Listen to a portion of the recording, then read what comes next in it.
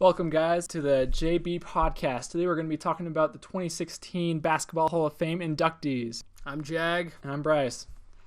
So who do you think? It's obviously highlighted by Shaquille O'Neal, Allen Iverson, and Yao Ming, but who would you say is better, Shaq or AI? Shaq is better because he has the most important thing that every NBA player wants. 4 NBA rings. AI has got a big goose egg in that category. I agree with you. Shaq is easily better, but I mean, you got to respect what AI did. At his size, he averaged over 26 a game. I mean, that's nothing to laugh at, but Shaq, obviously, they both have the same MVPs, which is kind of weird because a lot of people think Shaq deserved a lot more during his career. And Allen Iverson, though, he did a lot more with less. You know what I mean? Yeah, Allen Iverson had nearly nobody on his team, which I think he played for the 76ers, which were kind of a crappy team, to be honest. There's no one there. No offense to the 76er fans. But Allen Iverson was short, and he could get around anyone in the NBA. He would break your ankles without a doubt. Yeah, well, I kind of disagree with he had nobody on his team because the year they went to the finals, everyone says he carried them to the finals, but they had Dikembe Mutombo, who just happened to win Defensive Player of the Year that year. They had their coach who won Coach of the Year that year, and they had the Sixth Man of the Year and MVP. So, I mean, when you win every single award, can you say you have no one on your team? I mean, that's like saying Steve Kerr won Coach of the Year when he didn't deserve it. Okay, that makes sense. Because you got Steph Curry, Klay Thompson, and a bunch of other players who are amazing on your team. You did not win NBA Coach of the Year. Your team won NBA Coach of the Year. Well, I mean, they also had Sixth Man and Defensive Player, though. I mean, what do you say to that? Their team was just really good, and defensively, at least. Really, they're a great team. I'll give them that. But Steve Kerr, if he was on a different team, he wouldn't be that good of a coach. No, I'm talking about Philadelphia. Philadelphia. That's who you're talking about. Yeah. Oh, Philadelphia. They were a good team. I don't know, man. Right now they suck, so I don't know how to. Historically, they've been a so-so team. They did win the championship with Dr. J, though, back in the day. And they had some good years with Charles Barkley. But Philadelphia, I just feel bad for them right now. And I feel really bad for Allen Iverson. He's going into the Hall of Fame, but he knows his team that he loves so much that they retired his number just sucks. And they probably will suck for the next 5 years. Who knows? I'm pretty sure the 76ers in the past 4 years have won probably the same amount that the team that Allen Iverson took to the finals have won. That's probably... They are so bad, but they've got so much potential in there with Ben Simmons, Jahlil Okafor, Nerlens Noel, the broken Joel Embiid. They've got a lot of potential on that team, and they still have a coach that sucks. Well, I mean, they did hire Jerry Colangelo, I want to say, as GM, I'm pretty sure, so that's probably going to help raise them somewhat, but, I mean, I'm just sure now the Sixers are a cursed franchise. But anyway, back to the Shaq AI debate. One thing I will commend is AI prevented them from having a perfect postseason in 2001 when he took that game over. Yeah, but they only won one game. I'm not saying his team was good. I'm just saying you got to commend him for stealing a game from perhaps the greatest postseason team of all time.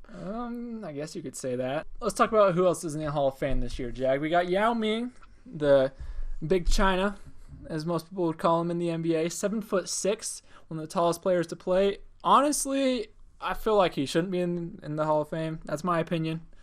I don't know what you think, but Yao Ming just doesn't deserve to be in the Hall of Fame. I don't know about that because I'm pretty sure he got in as an international player anyway, and he did average 19 and 9 for a career with 2 blocks. I mean, that's nothing to laugh at. Like, there's probably people in the Hall of Fame that have gotten in for less than what he did, and like, you can't blame him either for having a career riddled with injuries. You know? Yeah, he probably played in about half of his games, and you can really only account for maybe half of his All-Star games because those are the ones he only actually played in. Because the rest of them, he was voted in, but he didn't play. That's true. 8-time All-Star nonetheless. And he was voted on the he was a 2-time All-NBA second team and a 3-time All-NBA third team. So, I mean, he was consistently a top 5 or a top 15 player in the league, or a top 3 center even in the league. That's very true, but you have to wonder how good he would have been if he stayed healthy. But the thing that is very, very noticeable is he is a very big international star, which is probably what you mean by him being in for international purposes, because he is known all over the place. That's true. In China, and he actually helped grow the game in China. You could probably attribute most of the growth in China to Yao Ming. And Kobe Bryant. Kobe, they worship him there. They have like a temple there every single time he goes. And it's really cool to see, actually, because after Yao Ming, you see people like Kobe Bryant go there. You see people like LeBron go there. Steph Curry was just there doing an Asian tour. I mean, it's cool to see people following in Yao Ming's like footsteps, you know. I'm pretty sure Steph Curry got blocked by a teenager over there as well. Yeah, he did, by a 16-year-old, I believe, in high school. But Steph Curry has had a hard past few months. That's all I'm gonna say. He's had a hard off season, you know, just winning the Nickelodeon award and nothing else. Well, he got MVP. I mean, yeah, but that was a long time that's ago. true. That feels like years ago after their horrible choke job in the finals. But now let's talk about Shaq and his relationship with the Los Angeles, and the trade to Miami. Okay. Well, honestly, Shaq just barely had a documentary, or more of just a back and forth with Ernie Johnson, a special about him on NBA TV, and he did say he was really bitter from the trade because they didn't even tell him before that they were thinking about trading him. He just saw it on SportsCenter when he was when he was eating breakfast with his kids. Wow, I mean, that's kind of messed up. A player that, to that point, besides Magic and Kareem, might have been the best player in your franchise's history to that point, and then they don't even tell you when they're thinking about trading you, you know? The only problem with Shaq is I use this very lightly, but he hated Kobe so much.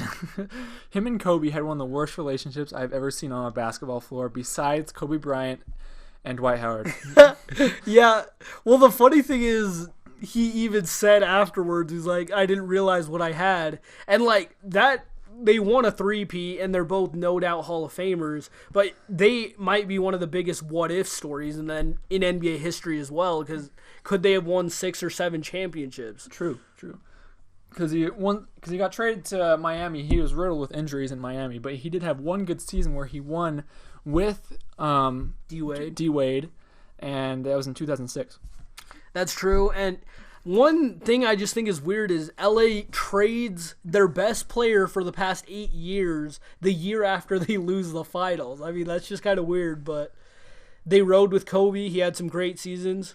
He got knocked out in the first round after Shaq left for a while, but I mean, he still lifted them to the top in 09 and 10. He also requested a trade after Shaq left. Yeah. And it almost happened to Detroit. Yeah, I heard that. And, well, one thing before their 3-peat, Phil Jackson thought about trading him for Grant Hill, which is kind of funny. Do you think, this is a little off topic, but do you think that if that trade had happened, do you think the 3-peat still would have happened with Grant Hill and Shaq, or would the injuries have just riddled Hill too much? I think Shaq and Grant Hill would have had a lot better relationship than Kobe did, to be honest. And that, like, when we're talking about basketball, like, we'll probably see it with the Golden State Warriors, but chemistry on the floor is probably the best thing, and it starts off the court, so you got to have that and stuff. And also, another one that we would like to recognize is Coach Izzo, Tom Izzo, of the Michigan State Awesomeness team, and he was a pretty dominant team with 7 Final Four runs. Appearances? Yeah, Final Four appearances. Yeah, and then also he has a 72% winning percentage, which is kind of ridiculous for a coach that's lasted for that long. Yeah. Okay, we'd like to thank you guys for tuning in to the JB podcast. Please make sure to like and subscribe, as we are a new channel and we'd love to grow. We'll continue talking about topics related to this as well if you liked it. And also comment down below if you have a topic that you think we should talk about. And see you next week.